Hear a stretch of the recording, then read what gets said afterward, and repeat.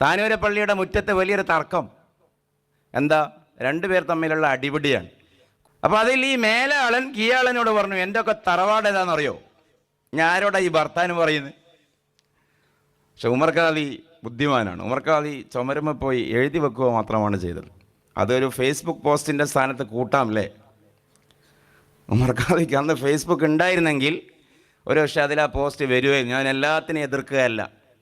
ചുമരുമ്മൽ എഴുതി, അയാഫാഹിറം ബിൻ നസാബ്, തറവാട് പറഞ്ഞ് മേന്മ പറയുന്നവനെ കൈഫത്തഫാഹുറു, എങ്ങനെ സാധിക്കുന്നടാ?